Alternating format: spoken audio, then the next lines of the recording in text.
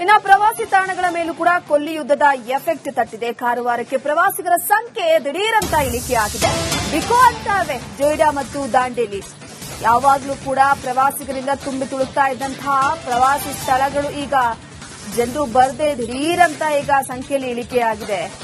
ದಾಂಡೇಲಿ ತುಂಬ್ತಾ ಇದ್ದಂತಹ home stay ಆಗಿರ್ಬೋದು, resort ಆಗಿರ್ಬೋದು, ಎಲ್ಲವೂ ಕೂಡ ಖಾಲಿ. 3-4 ವಾರಗಳಿಂದ ಬಹುತೇಕ ಸ್ಥಳಗಳು ಖಾಲಿಯಾಗಿವೆ. ಸಿಲಿಂಡರ್ ಇಲ್ಲದೆ ಕಟ್ಟಿಗೆ ಒಲೆಯಲ್ಲೇ ಅಡುಗೆ ಮಾಡ್ತಾ ಇದ್ದಾರೆ. ಯಾಕಂದ್ರೆ ಪ್ರವಾಸಿ ತಾಣಗಳ ಮೇಲೆ ಮಧ್ಯಪ್ರಾಚ್ಯ ರಾಷ್ಟ್ರ ಯುದ್ಧದ ಎಫೆಕ್ಟ್ ಬಿದ್ದಿದೆ. ಮಧ್ಯಪ್ರಾಚ್ಯ ರಾಷ್ಟ್ರಗಳ ನಡುವೆ ಯುದ್ಧ ಮುಂದುವರೆದಿರುವುದರಿಂದ ಉತ್ತರ ಕನ್ನಡ ಜಿಲ್ಲೆಯ ಪ್ರವಾಸೋದ್ಯಮದ ಮೇಲೆ ಭಾರಿ ದೊಡ್ಡ ಪರಿಣಾಮ ಬೀರಿರುವಂತದ್ದು. ಈಗಾಗಲೇ ಗ್ಯಾಸ್ ಸಿಲಿಂಡರ್ಗಳು ಕೂಡ ಮಾರುಕಟ್ಟೆಯಲ್ಲಿ ಸಿಗ್ತಾ ಇಲ್ಲ. ಹೀಗಾಗಿ ಸಂಬಂಧಪಟ್ಟಂತೆ ಪ್ರವಾಸೋದ್ಯಮವನ್ನು ನಂಬಿಕೊಂಡಂತವರು ಕೂಡ ತುಂಬಾ ಕಂಗಾಲಾಗಿದ್ದಾರೆ. ನಾನೀಗ ಜೊಯ್ಡಾ ತಾಲೂಕಿನ ರೆಸಾರ್ಟ್ ಒಂದರಲ್ಲಿದ್ದೇನೆ. ಗಮನಿಸಬಹುದು, ದಾಂಡೇಲಿ ಜೊಯ್ಡಾ ಅಂತ ಹೇಳಿದ್ರೆ ಸದಾ ಪ್ರವಾಸಿಗರಿಂದಲೇ ತುಂಬಿ ತುಳುಕ್ತಾ ಇರುವಂತಹ ಸ್ಥಳನೇ ಅಂತ ಹೇಳ್ಬಹುದು. ಇಲ್ಲಿ ಸಾಕಷ್ಟು ಸಂಖ್ಯೆಯಲ್ಲಿ ಹೋಮ್ ಸ್ಟೇಗಳಾಗಿರ್ಬೋದು, ರೆಸಾರ್ಟ್ಗಳು ಕೂಡ ಇದೆ. ಆದರೆ ಕಳೆದ ಕೆಲವು ದಿನಗಳಿಂದ ಪ್ರವಾಸಿಗರ ಸಂಖ್ಯೆ ಕೂಡ ತುಂಬಾ ವಿರಳವಾಗಿದೆ ಅಂತ ಹೇಳ್ಬೋದು. ಇಲ್ಲಿ ಗಲ್ಫ್ ರಾಷ್ಟ್ರಗಳ ನಡುವೆ ಯುದ್ಧ ಸಂಭವಿಸಿದ್ರಿಂದ ಮತ್ತು ಗ್ಯಾಸ್ ಸಿಲಿಂಡರ್ಗಳ ಒಂದು ಅಭಾವ ಉಂಟಾಗಿದ್ದರಿಂದ ಪ್ರವಾಸಿಗರ ಮೇಲೆ ಅಂದ್ರೆ ಪ್ರವಾಸೋದ್ಯಮದ ಮೇಲೆ ತುಂಬಾ ದೊಡ್ಡ ಪರಿಣಾಮವನ್ನು ಕೂಡ ಉಂಟು ಮಾಡಿದೆ. ಮಾರುಕಟ್ಟೆಯಲ್ಲಿ ಸಿಲಿಂಡರ್ಗಳು ಸಿಗ್ತಾ ಇಲ್ಲ. ಹೀಗಾಗಿ ಸಂಬಂಧಪಟ್ಟ ರೆಸಾರ್ಟ್ ಮಾಲೀಕರು ಕೂಡ ಪರ್ಯಾಯ ವ್ಯವಸ್ಥೆಯತ್ತ ಗಮನ ಕೂಡ ಹರಿಸುತ್ತಿರುವಂತದ್ದು. ಬಹುತೇಕ ದಾಂಡೇಲಿ ಮತ್ತು ಜೊಯ್ಡಾ ಭಾಗದಲ್ಲಿ ಕೂಡ ಗ್ಯಾಸ್ ಸಿಲಿಂಡರ್ ಮೂಲಕ ಅಡುಗೆ ಮಾಡುವಂತಹ ರೆಸಾರ್ಟ್ಗಳು, ಹೋಮ್ ಸ್ಟೇಗಳು ಇದೀಗ ಸೌದೆ ಒಲೆಯ ಮೇಲೆ ಅಡುಗೆ ಮಾಡುವ ದೃಶ್ಯ ಕೂಡ ಸಾಮಾನ್ಯವಾಗಿರುವಂತದ್ದು. ಒಂದು ಕಡೆ ಪ್ರವಾಸಿಗರ ಸಂಖ್ಯೆ ಕೂಡ ತುಂಬಾ ಕಡಿಮೆ ಆಗಿದೆ. ಇನ್ನೊಂದೆಡೆ ಪ್ರವಾಸಿಗರನ್ನ ಬಿಡಬಾರದು ಅಂದ್ರೆ ಅವರನ್ನ ಪ್ರವಾಸಿಗರ ಒಂದು ಹಿತದೃಷ್ಟಿಯಿಂದ ಗ್ಯಾಸ್ ಒಲೆಗಳನ್ನು ಬಿಟ್ಟು ಸೌದೆ ಒಲೆಯ ಮೂಲಕ ಈ ರೀತಿಯಾಗಿ ಅಡುಗೆ ಮಾಡುತ್ತಿರುವುದು ಸಾಮಾನ್ಯವಾಗಿರುವಂತದ್ದು. ಉತ್ತರ ಕನ್ನಡ ಜಿಲ್ಲೆಯ ಜೊಯ್ಡಾ ಮತ್ತು ದಾಂಡೇಲಿ ಭಾಗದಲ್ಲಿ ಈ ರೀತಿಯಾಗಿ ಒಲೆಗಳ ಮೂಲಕ ಅಂದ್ರೆ ಬೇಕಾಗುವಂತಹ ಟೂರಿಸ್ಟ್ಗಳಿಗೆ ಬೇಕಾಗುವಂತಹ ಅಡಿಗೆಗಳನ್ನ ಮಾಡುತ್ತಿರುವ ದೃಶ್ಯವನ್ನು ನೀವು ಗಮನಿಸಬಹುದಾಗಿದೆ. ಕಳೆದ ಸುಮಾರು ಒಂದು 15ರಿಂದ 20 ದಿನಗಳಿಂದ ಈ ರೀತಿಯಾಗಿ ಸೌದೆ ಒಲೆಯ ಮೂಲಕ ಅಂದ್ರೆ ಸೌದೆಯನ್ನ ಬಳಸಿ ಅಡುಗೆ ಮಾಡಿ ಪ್ರವಾಸಿಗರಿಗೆ ತಿಂಡಿ ತಿನಿಸುಗಳನ್ನ ಮತ್ತು ಊಟೋಪಚಾರಗಳನ್ನ ಮಾಡುತ್ತಿರುವುದು ಸಾಮಾನ್ಯವಾಗಿರುವಂತದ್ದು. ಈ ಬಗ್ಗೆ ರೆಸಾರ್ಟ್ ನಲ್ಲಿ ಕೆಲಸ ಮಾಡುವಂತಹ ಸಿಬ್ಬಂದಿಗಳನ್ನ ಮಾತಾಡ್ತೀನಿ. ಈಗ ಎಷ್ಟು ದಿವಸದಿಂದ ನೀವು ಸೌದೆ ಒಲೆಯನ್ನು ಬಳಸ್ತಾ ಇದ್ರಿ ಮತ್ತು ಯಾವ ಕಾರಣಕ್ಕಾಗಿ, ಏನ್ ತೊಂದರೆ ಆಗಿದೆ? ಗ್ಯಾಸ್ 20 ದಿವಸ ಆಯ್ತು, ಈಗ ಸಿಗ್ತಿಲ್ಲ. ಈಗ ಕಟ್ಟಿಗೆ ಒಲೆನೇ ಯೂಸ್ ಮಾಡ್ಬೇಕು ನಾವು. ಮತ್ತೆ ಬಹಳ ಗೆಸ್ಟ್ಗೂ ಇದಿಲ್ಲ ಅಂತ ಐಟಮ್, ಒಂದ್ ಐಟಮ್ ಕಮ್ಮಿ ಮಾಡೋಣ ನಾವು. ಎಲ್ಲಕ್ಕೆಲ್ಲ ಬಾಳ ಐಟಮ್ ಕಮ್ಮಿ ಮಾಡೋಣ ನಾವು. ಒಂದೇ ಪಲ್ಯ ಕಮ್ಮಿ ಮಾಡೋಣ. ಅದಕ್ಕೆ ಎಷ್ಟು ಬಾಳ ಬರ್ತಿಲ್ಲ. ಈಗ ಎನ್ಕ್ವೈರಿ ಮಾಡ್ಬೇಕಾದ್ರೆ ಊಟ ಸಿಗ್ತಾರೆ ಇಲ್ಲ ಕೇಳ್ಕೊಂಡು ಎನ್ಕ್ವೈರಿ ಮಾಡ್ತಾವ. ಹೇಗೆ ಕಸ್ಟಮರ್ ಯಾವ ರೀತಿ ಎಷ್ಟು ಪ್ರಮಾಣದ ಕಡಿಮೆ ಆಗಿದ್ದಾರೆ ಅಂದಾಜು? ಈ 50-50 ಮೊದ್ಲಾರು ಈಗ ಇವತ್ತು ಗೆಸ್ಟ್ ಇಲ್ಲ ನಮ್ಮಲ್ಲಿ. ಖಾಲಿ ಒಂದ್ ದಿವ್ಸ ಇರ್ತಾವ, ಒಂದ್ ದಿವ್ಸ ಇರ್ತಿಲ್ಲ. ಈಗ ಬುಕ್ ಮಾಡ್ಬೇಕಾದ್ರೆ ಕೇಳ್ಕೊಂಡೆ ಬುಕ್ ಮಾಡ್ತಾರ. ಸಿಲಿಂಡರ್ ಫುಲ್ ಸ್ಟಾಪ್ ಮಾಡಿದ್ರ ನೀವು ಅಥವಾ ಹೇಗೆ? ಫುಲ್ ಸಿಲಿಂಡರ್ ಸ್ಟಾಪ್ ಮಾಡಿದ್ರಿ? ಫುಲ್ ಸಿಲಿಂಡರ್ ಫುಲ್ ಆಫ್ ಆಗಿದೆ. ಎಲ್ಲೂ ಸಿಗ್ತಾ ಇಲ್ಲ, ಬುಕ್ಕಿಂಗ್ ಆಗ್ತಾ ಇಲ್ಲ, ಸಿಗ್ತಾ ಇಲ್ಲ. ಹಿಂದೆಲ್ಲ ಸಾಕಷ್ಟು ಸಂಖ್ಯೆಯಲ್ಲಿ ಪ್ರವಾಸಿಗರು ಇರ್ತಾ ಇದ್ರು, ಈ ಕಡಿಮೆ ಫುಲ್ ಇರ್ತಿತ್ತು ಮೊದ್ಲೇ. ಇವಾಗ ಕಮ್ಮಿ ಆಗ್ತಾ ಇದೆ, ಜನ ಬರ್ತಾನೆ ಇಲ್ಲ. ಬುಕ್ಕಿಂಗ್ ಕ್ಯಾನ್ಸಲ್ ಮಾಡ್ತಾ ಇದ್ದಾರೆ ಸ್ವಲ್ಪ ಜನ.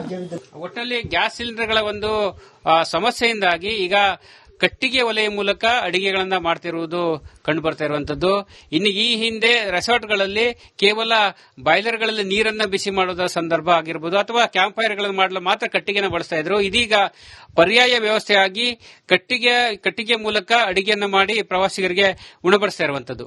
ಒಟ್ಟಿನಲ್ಲಿ ಹೇಳ್ಬೇಕಂತ ಹೇಳಿದ್ರೆ ಮಧ್ಯಪ್ರಾಚ್ಯ ರಾಷ್ಟ್ರಗಳ ಒಂದು ಯುದ್ಧದ ಪರಿಣಾಮ ಈಗ ಪ್ರವಾಸೋದ್ಯಮದ ಮೇಲೂ ಕೂಡ ಸಾಕಷ್ಟು ದೊಡ್ಡ ಪರಿಣಾಮ ಬೀರಿದೆ ಅಂತ ಹೇಳ್ಬೋದು. ಕ್ಯಾಮರಾ ಪರ್ಸನ್ ಕಿಶನ್ ಗುರು ಜೊತೆ ನಾನು ಶೇಷಗಿರಿ ಮುಂಡಳ್ಳಿ, ರಿಪಬ್ಲಿಕ್ ಕನ್ನಡ, ಕಾರವಾರ. ಇನ್ನು ಪ್ರವಾಸಿ ತಾಣಗಳ ಮೇಲೂ ಕೂಡ ಕೊಲ್ಲಿ ಯುದ್ಧದ ಎಫೆಕ್ಟ್ ತಟ್ಟಿದೆ. ಕಾರವಾರಕ್ಕೆ ಪ್ರವಾಸಿಗರ ಸಂಖ್ಯೆ ದಿಢೀರಂತ ಇಳಿಕೆಯಾಗಿದೆ. ಬಿಕೋ ಅಂತಾವೆ ಜೊಯ್ಡಾ ಮತ್ತು ದಾಂಡೇಲಿ. ಯಾವಾಗಲೂ ಕೂಡ ಪ್ರವಾಸಿಗರಿಂದ ತುಂಬಿ ತುಳುಕ್ತಾ ಇದ್ದಂತಹ ಪ್ರವಾಸಿ ಸ್ಥಳಗಳು ಈಗ ಜನರು ಬರದೆ ದಿಢೀರಂತ ಈಗ ಸಂಖ್ಯೆಯಲ್ಲಿ ಇಳಿಕೆಯಾಗಿದೆ. ದಾಂಡೇಲಿ ತುಂಬ್ತಾ ಇದ್ದಂತಹ ಹೋಮ್ ಸ್ಟೇ ಆಗಿರ್ಬೋದು, ರೆಸಾರ್ಟ್ ಆಗಿರ್ಬೋದು, ಎಲ್ಲವೂ ಕೂಡ ಖಾಲಿ. 3-4 ವಾರಗಳಿಂದ ಬಹುತೇಕ ಸ್ಥಳಗಳು ಖಾಲಿಯಾಗಿವೆ. ಸಿಲಿಂಡರ್ ಇಲ್ಲದೆ ಕಟ್ಟಿಗೆ ಒಲೆಯಲ್ಲೇ ಅಡುಗೆ ಮಾಡ್ತಾ ಇದ್ದಾರೆ. ಯಾಕಂದ್ರೆ ಪ್ರವಾಸಿ ತಾಣಗಳ ಮೇಲೆ ಮಧ್ಯಪ್ರಾಚ್ಯ ರಾಷ್ಟ್ರ ಯುದ್ಧದ ಎಫೆಕ್ಟ್ ಬಿದ್ದಿದೆ. ಮಧ್ಯಪ್ರಾಚ್ಯ ರಾಷ್ಟ್ರಗಳ ನಡುವೆ ಯುದ್ಧ ಮುಂದುವರೆದಿರುವುದರಿಂದ ಉತ್ತರ ಕನ್ನಡ ಜಿಲ್ಲೆಯ ಪ್ರವಾಸೋದ್ಯಮದ ಮೇಲೆ ಭಾರಿ ದೊಡ್ಡ ಪರಿಣಾಮ ಬೀರಿರುವಂತದ್ದು. ಈಗಾಗಲೇ ಗ್ಯಾಸ್ ಸಿಲಿಂಡರ್ಗಳು ಕೂಡ ಮಾರುಕಟ್ಟೆಯಲ್ಲಿ ಸಿಗ್ತಾ ಇಲ್ಲ. ಹೀಗಾಗಿ ಸಂಬಂಧಪಟ್ಟಂತೆ ಪ್ರವಾಸೋದ್ಯಮವನ್ನು ನಂಬಿಕೊಂಡಂತವರು ಕೂಡ ತುಂಬಾ ಕಂಗಾಲಾಗಿದ್ದಾರೆ. ನಾನೀಗ ಜೊಯ್ಡಾ ತಾಲೂಕಿನ ರೆಸಾರ್ಟ್ ಒಂದರಲ್ಲಿದ್ದೇನೆ. ಗಮನಿಸಬಹುದು, ದಾಂಡೇಲಿ ಜೊಯ್ಡಾ ಅಂತ ಹೇಳಿದ್ರೆ ಸದಾ ಪ್ರವಾಸಿಗರಿಂದಲೇ ತುಂಬಿ ತುಳುಕ್ತಾ ಇರುವಂತಹ ಸ್ಥಳನೇ ಅಂತ ಹೇಳ್ಬಹುದು. ಇಲ್ಲಿ ಸಾಕಷ್ಟು ಸಂಖ್ಯೆಯಲ್ಲಿ ಹೋಮ್ ಸ್ಟೇಗಳಾಗಿರ್ಬೋದು, ರೆಸಾರ್ಟ್ಗಳು ಕೂಡ ಇದೆ. ಆದರೆ ಕಳೆದ ಕೆಲವು ದಿನಗಳಿಂದ ಪ್ರವಾಸಿಗರ ಸಂಖ್ಯೆ ಕೂಡ ತುಂಬಾ ವಿರಳವಾಗಿದೆ ಅಂತ ಹೇಳ್ಬೋದು. ಇಲ್ಲಿ ಗಲ್ಫ್ ರಾಷ್ಟ್ರಗಳ ನಡುವೆ ಯುದ್ಧ ಸಂಭವಿಸಿದ್ರಿಂದ ಮತ್ತು ಗ್ಯಾಸ್ ಸಿಲಿಂಡರ್ಗಳ ಒಂದು ಅಭಾವ ಉಂಟಾಗಿದ್ರಿಂದ ಪ್ರವಾಸಿಗರ ಮೇಲೆ ಅಂದ್ರೆ ಪ್ರವಾಸೋದ್ಯಮದ ಮೇಲೆ ತುಂಬಾ ದೊಡ್ಡ ಪರಿಣಾಮವನ್ನು ಕೂಡ ಉಂಟು ಮಾಡಿದೆ. ಮಾರುಕಟ್ಟೆಯಲ್ಲಿ ಸಿಲಿಂಡರ್ಗಳು ಸಿಗ್ತಾ ಇಲ್ಲ. ಹೀಗಾಗಿ ಸಂಬಂಧಪಟ್ಟ ರೆಸಾರ್ಟ್ ಮಾಲೀಕರು ಕೂಡ ಪರ್ಯಾಯ ವ್ಯವಸ್ಥೆಯತ್ತ ಗಮನ ಕೂಡ ಹರಿಸುತ್ತಿರುವಂತದ್ದು. ಬಹುತೇಕ ದಾಂಡೇಲಿ ಮತ್ತು ಜೊಯ್ಡಾ ಭಾಗದಲ್ಲಿ ಕೂಡ ಗ್ಯಾಸ್ ಸಿಲಿಂಡರ್ ಮೂಲಕ ಅಡುಗೆ ಮಾಡುವಂತಹ ರೆಸಾರ್ಟ್ಗಳು, ಹೋಮ್ ಸ್ಟೇಗಳು ಇದೀಗ ಸೌದೆ ಒಲೆಯ ಮೇಲೆ ಅಡುಗೆ ಮಾಡುವ ದೃಶ್ಯ ಕೂಡ ಸಾಮಾನ್ಯವಾಗಿರುವಂತದ್ದು. ಒಂದು ಕಡೆ ಪ್ರವಾಸಿಗರ ಸಂಖ್ಯೆ ಕೂಡ ತುಂಬಾ ಕಡಿಮೆ ಆಗಿದೆ. ಇನ್ನೊಂದೆಡೆ ಪ್ರವಾಸಿಗರನ್ನ ಬಿಡಬಾರದು ಅಂದ್ರೆ ಅವರನ್ನ ಪ್ರವಾಸಿಗರ ಒಂದು ಹಿತದೃಷ್ಟಿಯಿಂದ ಗ್ಯಾಸ್ ಒಲೆಗಳನ್ನು ಬಿಟ್ಟು ಸೌದೆ ಒಲೆಯ ಮೂಲಕ ಈ ರೀತಿಯಾಗಿ ಅಡಿಗೆ ಮಾಡುತ್ತಿರುವುದು ಸಾಮಾನ್ಯವಾಗಿರುವಂತದ್ದು. ಉತ್ತರ ಕನ್ನಡ ಜಿಲ್ಲೆಯ ಜೊಯ್ಡಾ ಮತ್ತು ದಾಂಡೇಲಿ ಭಾಗದಲ್ಲಿ ಈ ರೀತಿಯಾಗಿ ಒಲೆಗಳ ಮೂಲಕ ಅಂದ್ರೆ ಬೇಕಾಗುವಂತಹ ಟೂರಿಸ್ಟ್ಗಳಿಗೆ ಬೇಕಾಗುವಂತಹ ಅಡಿಗೆಗಳನ್ನ ಮಾಡ್ತಿರುವ ದೃಶ್ಯವನ್ನು ನೀವು ಗಮನಿಸಬಹುದಾಗಿದೆ. ಕಳೆದ ಸುಮಾರು ಒಂದು 15ರಿಂದ 20 ದಿನಗಳಿಂದ ಈ ರೀತಿಯಾಗಿ ಸೌದೆ ಒಲೆಯ ಮೂಲಕ ಅಂದ್ರೆ ಸೌದೆಯನ್ನ ಬಳಸಿ ಅಡುಗೆ ಮಾಡಿ ಪ್ರವಾಸಿಗರಿಗೆ ತಿಂಡಿ ತಿನಿಸುಗಳನ್ನ ಮತ್ತು ಊಟೋಪಚಾರಗಳನ್ನ ಮಾಡುತ್ತಿರುವುದು ಸಾಮಾನ್ಯವಾಗಿರುವಂತದ್ದು. ಈ ಬಗ್ಗೆ ರೆಸಾರ್ಟ್ ನಲ್ಲಿ ಕೆಲಸ ಮಾಡುವಂತಹ ಸಿಬ್ಬಂದಿಗಳನ್ನ ಮಾತಾಡ್ತೀನಿ. ಈಗ ಎಷ್ಟು ದಿವಸದಿಂದ ನೀವು ಸೌದೆ ಒಲೆಯನ್ನು ಬಳಸ್ತಾ ಇದ್ರಿ ಮತ್ತು ಯಾವ ಕಾರಣಕ್ಕಾಗಿ, ಏನ್ ತೊಂದರೆ? ಗ್ಯಾಸ್ 20 ದಿವಸ ಆಯ್ತು, ಈಗ ಸಿಕ್ತಿಲ್ಲ. ಈಗ ಕಟ್ಟಿಗೆ ಒಲೆನೇ ಯೂಸ್ ಮಾಡ್ಬೇಕು ನಾವು. ಮತ್ತೆ ಬಹಳ ಗೆಸ್ಟಿಗೂ ಇದಿಲ್ಲ ಅಂತ ಐಟಮ್, ಒಂದ್ ಐಟಮ್ ಕಮ್ಮಿ ಮಾಡೋದು ನಾವು. ಎಲ್ಲಕ್ಕೆಲ್ಲ ಬಾಳ ಐಟಮ್ ಕಮ್ಮಿ ಮಾಡೋದು ನಾವು. ಒಂದೇ ಪಲ್ಯ ಕಮ್ಮಿ ಮಾಡೋದ, ಅದ್ರ ಗೆಸ್ಟ್ ಬಾಳ ಬರ್ತಿಲ್ಲ. ಈಗ ಎನ್ಕ್ವೈರಿ ಮಾಡ್ಬೇಕಾದ್ರೆ ಊಟ ಸಿಗ್ತಾ ಇಲ್ಲ ಕೇಳ್ಕೊಂಡು ಎನ್ಕ್ವೈರಿ ಮಾಡ್ತಾರ. ಹೇಗೆ ಕಸ್ಟಮರ್ ಯಾವ ರೀತಿ ಎಷ್ಟು ಪ್ರಮಾಣದ ಕಡಿಮೆ ಆಗಿದ್ದಾರೆ ಅಂದಾಜು? ಈ 50-50 ಮೊದ್ಲಾರು ಈಗ ಇವತ್ತು ಗೆಸ್ಟ್ ಇಲ್ಲ ನಮ್ಮಲ್ಲಿ. ಖಾಲಿ ಒಂದ್ ದಿವ್ಸ ಇರ್ತಾವ, ಒಂದ್ ದಿವ್ಸ ಇರ್ತಿಲ್ಲ. ಈಗ ಬುಕ್ ಮಾಡ್ಬೇಕಾದ್ರೆ ಕೇಳ್ಕೊಂಡೆ ಬುಕ್ ಮಾಡ್ತಾರ. ಸಿಲಿಂಡರ್ ಫುಲ್ ಸ್ಟಾಪ್ ಮಾಡಿದ್ರ ನೀವು ಅಥವಾ ಹೇಗೆ?